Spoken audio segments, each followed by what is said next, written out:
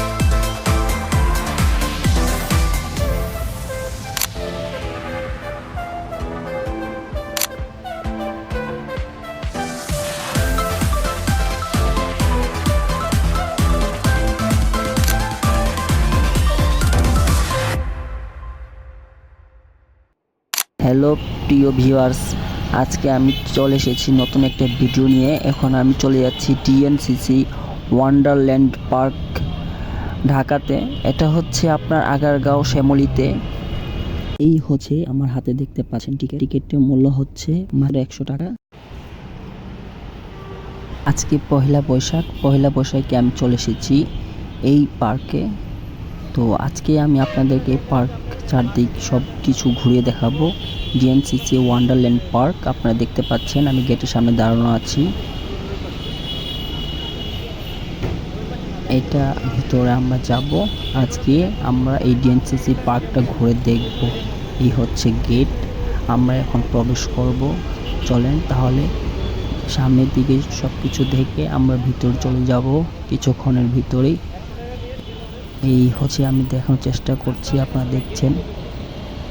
এখন আমরা চলে যাব ভিতরে। এই হচ্ছে টিকিট হার, মানে এখানে অনেকগুলা আপনার রাইড আছে, কোন রাইডে কত প্রাইস সেটা দেওয়া হয়েছে। এটা হচ্ছে দেখেন সুন্দর করে চারুকলাভাবে লেখা আছে, যেটা আমার খুবই পছন্দ হয়েছে। এটা না দেখলে বুঝতে পারতাম না চারুকলা কত সৌন্দর্যভাবে আর্ট করা হয়েছে। শুভ নববর্ষ, তো সত্যি অনেক ভালো লাগতেছিল যে বৈশাখ মাসে প্রথম দিনই চলে এসেছিলাম এত সুন্দর একটা পরিবেশে। শুভ নববর্ষ আপনারা দেখতে পাচ্ছেন, আমি আপনাদেরকে দেখানোর জন্য চেষ্টা করছি।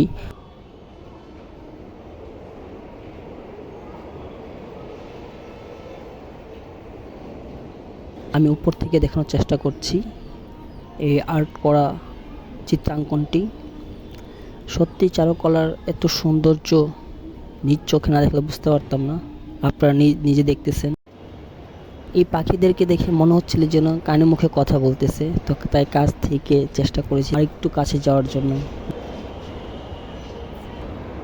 সত্যি এখানে চারপাশটা ঘুরে দেখলাম, অনেক সুন্দর। এই তুতা পাখি দেখে তো মনে হচ্ছিল সত্যি কোনো এক গাছের ডালে সত্যিকার একটা তুতা পাখি বসে রয়েছে।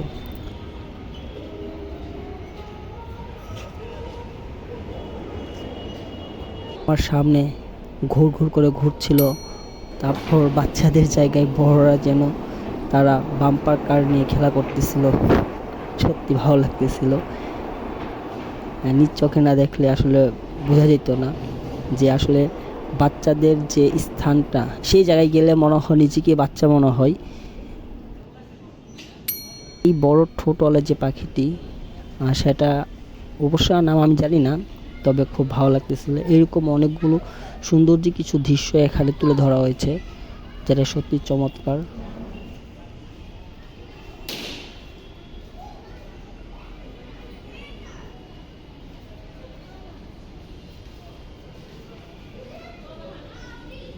এই ছোট্ট একটা পুকুরের মতন খনন করা যে পুকুরটা আছে, তার মধ্যে সুন্দর করে হাঁসের প্রতীক দিয়ে নৌকা বানিয়ে যে রাখা হয়েছে, এটা অবশ্য একটা রাইড। এটার উপরে উঠলে রেগেসটা ঘুর ঘুর করে, ভালো লাগতেছিল রাইডটা।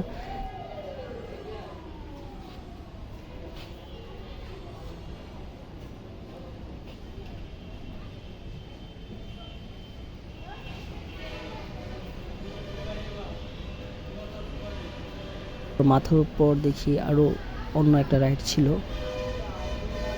তো ভালো লাগতেছিল যে এই পার্কটা বেশি বড় না হলেও কিন্তু অল্পর ভিতরে যে অনেক কিছু রাইড, সৌন্দর্য, চারুকলা সব কিছু যেভাবে ফুটিয়ে তোলা ধরা হয়েছে, সত্যি ভালো লাগতেছিল।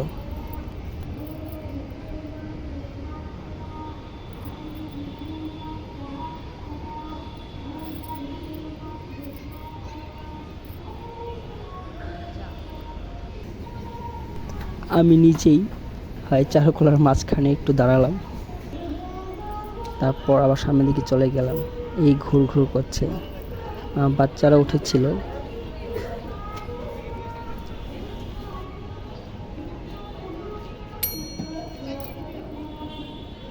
সামনে দূর থেকে এই ড্রাগনটি দেখে সত্যি হচ্ছিল কাছ থেকে গিয়ে দেখি।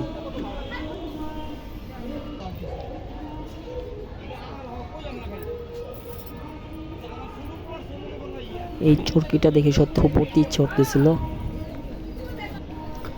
অবশ্য আমি উঠতে পারিনি, এই দোতলার উপরে উঠবো ভাবতেছিলাম। সামনের দিকে এগিয়ে গেছি, তো প্রবেশ পথ, বাহির পথ, ওয়ান্ডার হুইল যে আমি চরকির কথা বলতেছিলাম, সেটা একটু দেখলাম কাছ থেকে। আমি যে একা ছিলাম তা না, আমার সাথে কিন্তু বিশেষ একজন ছিল। তো অবশ্য তার নামটা বলা যাবে না, জানি না কোনো দিন এভাবে আর হবে কিনা তার সাথে দেখা।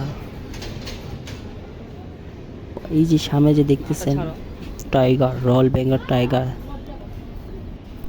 কাছ থেকে দেখে তো সত্যিকারের মনে হচ্ছিল যে রয়্যাল বেঙ্গল টাইগার। তারপর এটা সবচেয়ে বেশি ভালো লেগেছে যে টাইগারের উপরে, মানে বাঘের উপরে একজন বাচ্চা বাঘ, তারপর নিচে আরেকজন ছোট বাচ্চা বাঘ যে লাফিয়ে উঠতেছে। এই যে চিত্রগুলো তুলে ধরা হয়েছে, সত্যি অনেক ভালো লাগলো।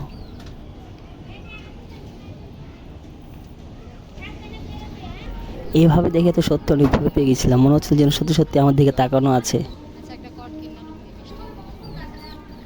আমার আমার সাথে যে বিশেষ লোকটি ছিল তাকে বলছিলাম যে চলো তুমি উঠো, সে বলতেছে না, উঠবে না। জানি না এই বিশেষ লোকের সাথে কোনো সময় আর দেখা হবে কিনা।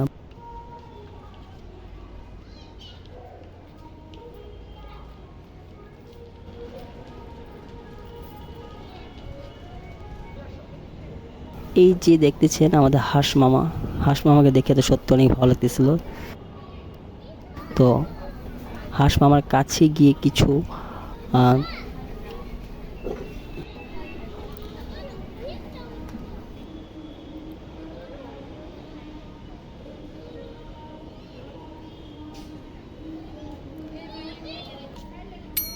এখানে 3D সিনেমা দেখানো হয়। তো এখানে আসছিলাম, চারপাশটা ঘুরে ঘুরে সব কিছু দেখতেছিলাম। পাশে দেখতেছিলাম যে একজন ক্যাপল তাদের বাচ্চাদেরকে নিয়ে আসছিল। শুধু এখানে না, একটা ক্যাপল না, এখানে অনেকগুলাই কাপল আসছিল, তাদের নিজেরাও ঘুরতেছিল। অনেকে দেখলাম যে তাদের সাথে কোনো বাচ্চা ছিল না, অনেকের পাশে বাচ্চা ছিল, তা দেখছিলাম।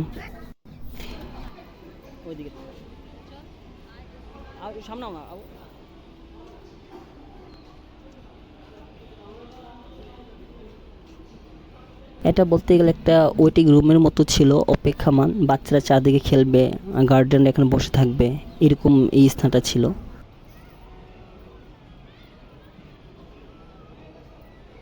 এটা হচ্ছে মার্কেট। আসলে এই পার্কের ভিতরে একটা মার্কেট আছে, তো অনেক দোকান বন্ধ ছিল, বেশিরভাগ খোলাই ছিল। এই ডিএনসিসি ওয়ান্ডারল্যান্ড পার্কে আসবেন কিভাবে, সেটা হচ্ছে যে প্রথমে আপনারা যে কোনো ঢাকায় এসে, ঠিক আছে, আগারগাঁও শ্যামলীতে এসে যে কোনো কাউকে বা রিক্সাকে জিজ্ঞেস করলে হবে ডিএনসিসি পার্কে যাব, তখন আপনাদেরকে এখানে নিয়ে আসবে। মামার সাথে কানে মুখে কিছু কথা বলবো, বাট হাঁস মামার কোনো কানে খুঁজে পাচ্ছিলাম না যে আমি কথা বলবো। আমি তো মামা মনে করে অনেক কিছু বলে দিয়েছিলাম, কিন্তু মামা তো ওই যে, এই যে হচ্ছে মামা, এই হচ্ছে মামি। মামির তো মাথায় চুলে দেখতে পারি নাই, আমার মামির মনে হয় চুল ফেলে দিয়েছে। এটা হচ্ছে মামি।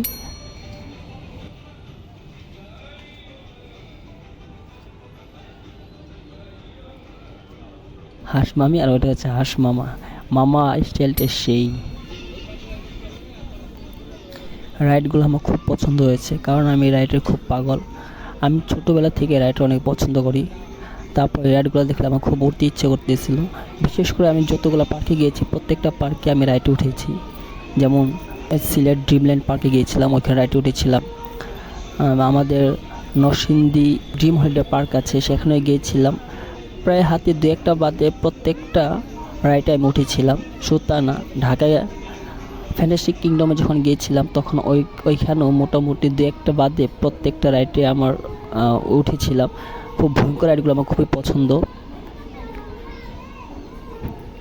আগে যমুনা ফিউচার পার্কেও রাইড ছিল, তো এখন ওইটা নাইগা, ওইটাতে উঠেছিলাম।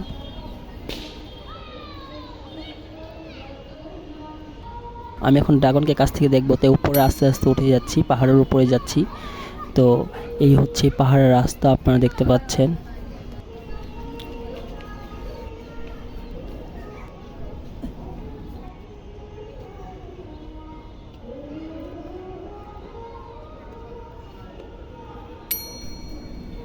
এই হচ্ছে পাহাড়ের উপরে, দোতলার উপরে, ঠিক আছে। এখানে শিয়াল মামা আর খরগোশ দুজনকে দেখতে পেলাম।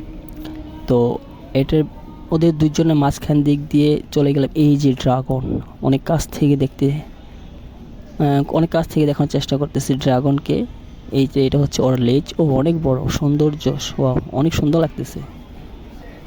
তারপর আবার উপর থেকে নিচের চারদিক দিয়ে দেখানোর চেষ্টা করতেছি, আপনারা দেখতে পাচ্ছেন। প্রিয় ভিউয়ার্স, আমার ভিডিওগুলো যদি আপনার ভালো লাগে, মাস্ট বি আপনার সাবস্ক্রাইব করে আমাকে লাইক শেয়ার কমেন্ট করে জানাবেন। আর এই হচ্ছে আমাদের এই যে ড্রাগনের মুখ, এই ড্রাগনের মুখটাই আমি দূর থেকে দেখেছিলাম, ভাবতেছিলাম তাই সেখানে যাব। এখন নিচে নেমে যাচ্ছি। তো এখন আমরা ওই দোতলার উপরে উঠবো, যে আসলে ওইটার উপরে কী কী রাইডগুলো আছে। তো এই যে এই দোতলার উপর আমরা উঠবো, এখানে কী কী রাইডগুলো আছে আমরা সাথে দেখার চেষ্টা করব। বাচ্চাদের জন্য এখানে অনেকগুলো রাইড ছিল, মানে আসলে অনেকগুলো রাইড বাচ্চাদের জন্য। তাই এই টিকিট কাউন্টার যে টিকিটের হার লেখা আছে, 22টার মতন প্রায় রাইড ছিল। ওই তুমি কি করো? তুমি লুকাইতেছো কেন? কি করো তুমি?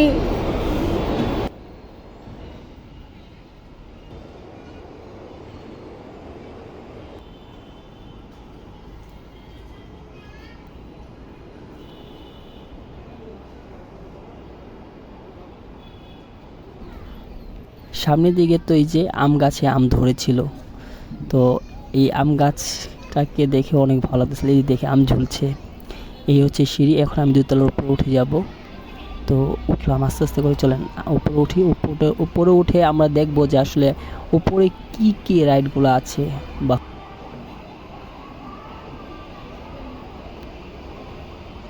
আমি হাঁটি হাঁটি পাপা করে উপরে উঠে গেলাম।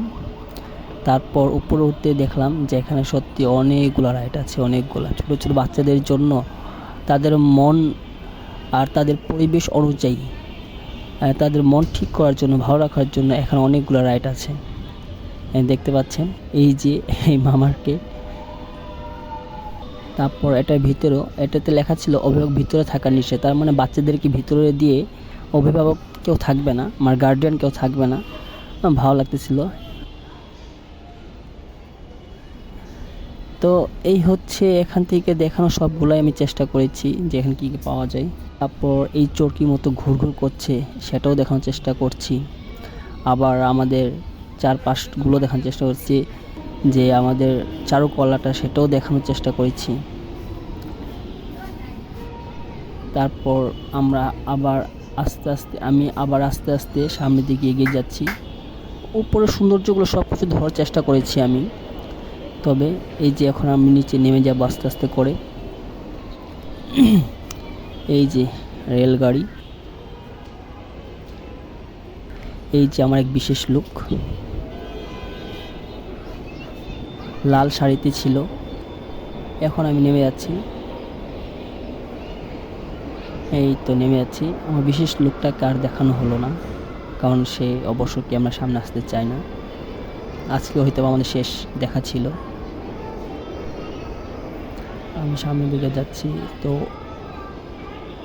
এই যে আম গাছের নিচে অনেক সুন্দর করে চারুকলার আর্ট করা হয়েছিল। তো সেখানে আমি আস্তে আস্তে যাচ্ছি, আপনারা দেখতে পাচ্ছেন। সত্যি অনেক ভালো লাগতেছিল এই চারুকলা আর্টগুলা। এর মধ্যে যে আম গাছে ঝুলন্ত যে বোল টাইপের যে কিছু ঝুলানো আছে, তারপর আমগুলাকে ঢেকে রাখা হয়েছে। সত্যি অনেক সুন্দর লাগতেছিল। সব কিছু মিলিয়ে অনেক ভালো লাগলো এই পার্কটি ঘুরে। অবশ্যই বাচ্চাদেরকে নিয়ে আসলে ঠিক আছে, বাচ্চারা যতই মন খারাপ থাকবে কারণ তারা হ্যাপি হয়ে যাবে। এখন আমরা বের হয়ে গেলাম। তো আজকে এখানে শেষ করছি, আবার নতুন একটা ভিডিও নিয়ে চলে আসবো আপনাদের মাঝখানে। তার জন্য সবাই ভালো থাকেন, সুস্থ থাকুন এবং আমার চ্যানেলটি সাবস্ক্রাইব করতে ভুলবেন না। ধন্যবাদ সবাইকে।